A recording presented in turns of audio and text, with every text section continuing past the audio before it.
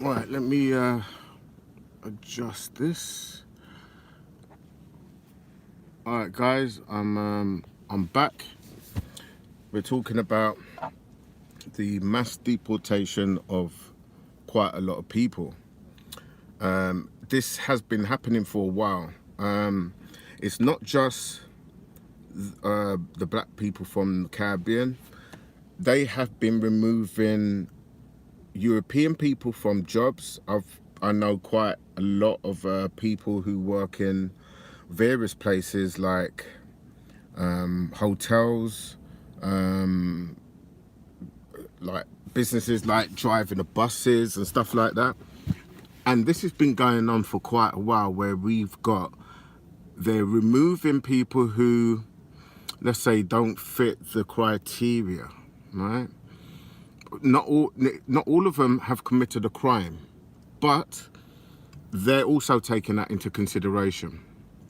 Now, obviously, there's been quite a lot of talk about it, especially on LBC, where they're actually deporting people back to especially Jamaica. And I don't know why they seem to publicize that when they're not publicizing the fact that they're actually removing other people, but they're making a big thing about, you know, because there was 50 people that was put on a plane and they were meant to be deported yesterday. So it turns out only 21 have actually been deported because they have overlooked their human rights to have representation, legal representation, right? So I think 17 of them have been taken off the plane, so they're actually not being deported. Now, don't quote me on the numbers. I'm not 100% sure.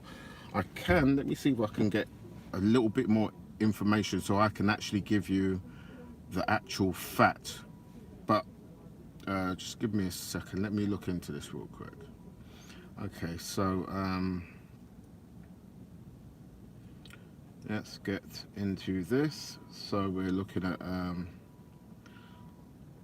deportation back to Jamaica. Let's see what I can find with this. Now, I'm actually doing this video. I've got myself a little hands-free thing. I'm not actually driving, and I'm gonna be doing a lot more live videos. I can't actually see the comments at the moment, guys, so if you guys are saying something, I can't actually see it.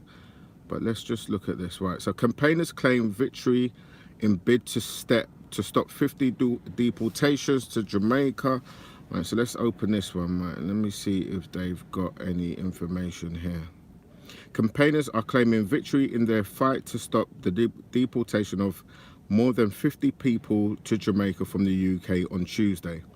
The detainees, who the Home Office says are foreign criminals and are being held at two centres near Heathrow Airport, were due to be flown to the Caribbean island on Tuesday morning.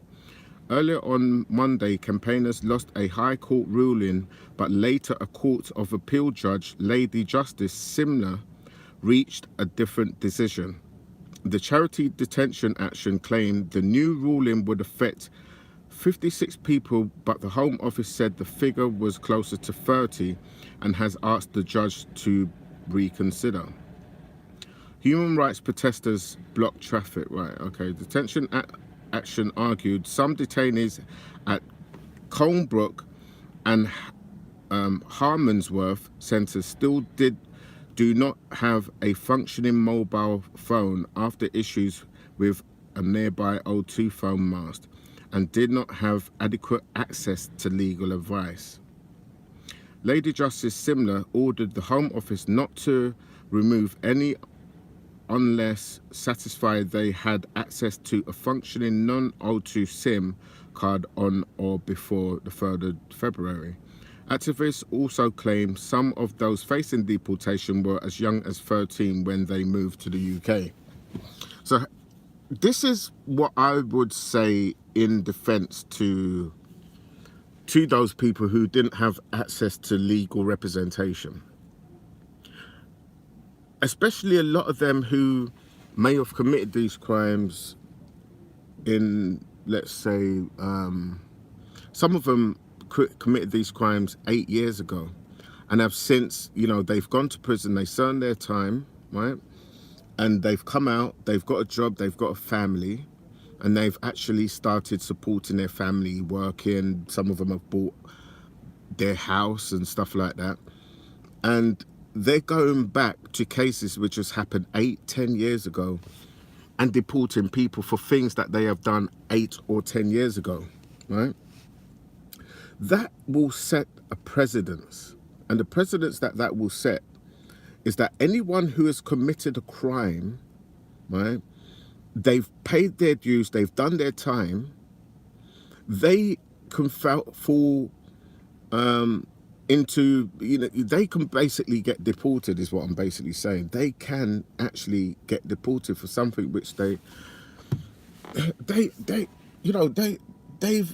rehabilitated themselves. They're now working people in society. But it's not just the Caribbean people. You got to understand that based on what they have done, this will, and trust me, it will affect everybody, whether you're Irish, whether you're Australian, whether you're American, whether you're Canadian, whatever country you're from. Based on the fact that you committed a crime which they see as being serious enough to send you back, then you will be sent back. Now, some of these people, you know, sold drugs, Class A drugs.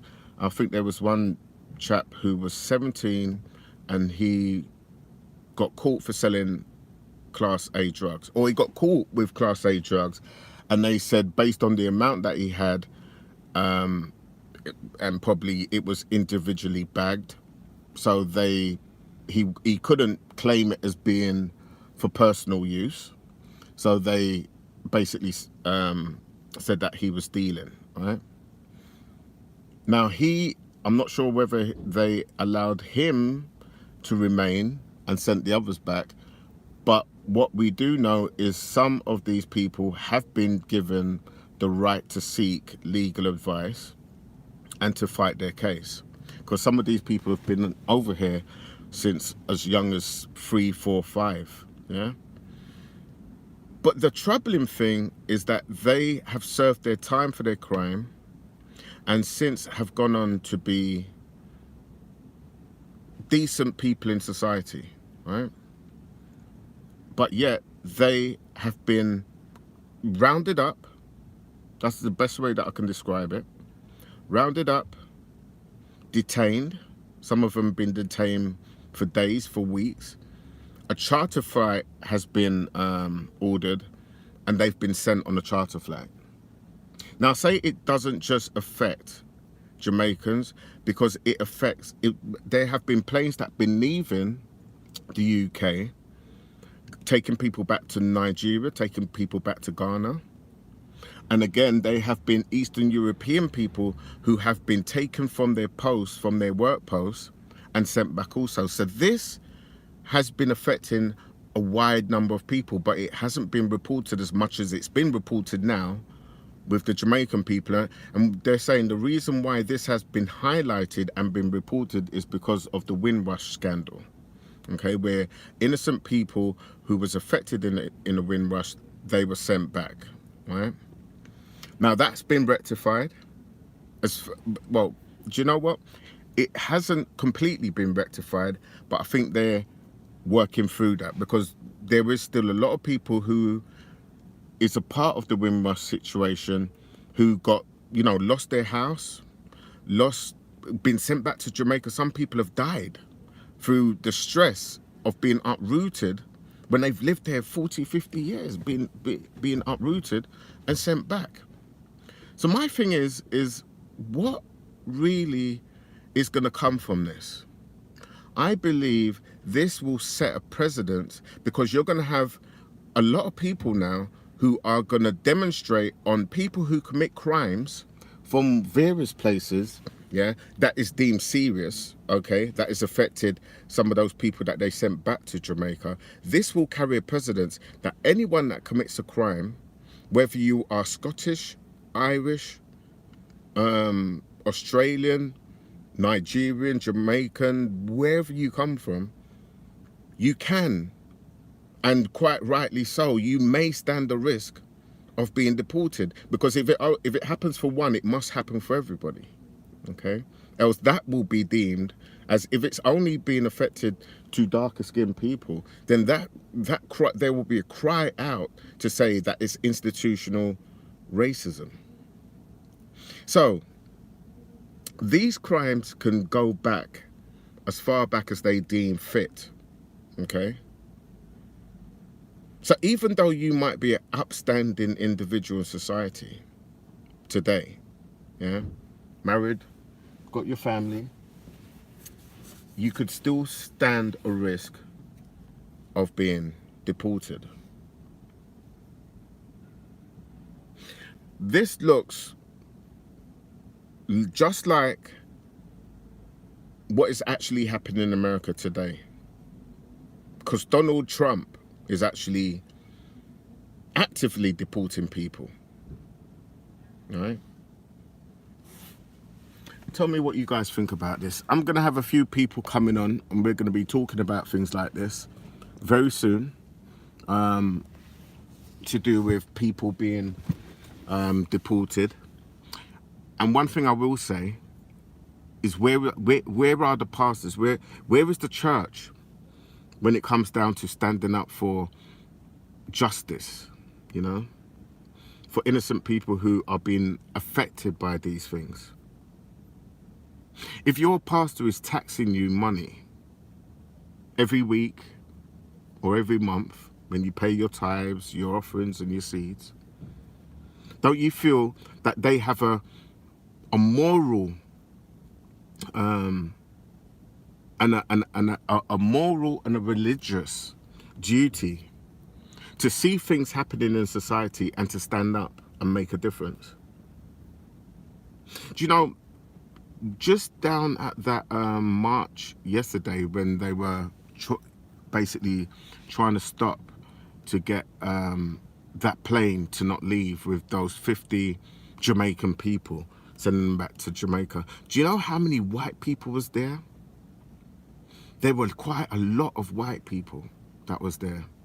And I commend my white brothers and sisters who don't just say that they're not racist and they are for equality for everybody. It's not just a mouth thing, but they sit on their fat asses and do nothing about it. People who actually get up and be active are people who I've got a lot of love and respect for, okay?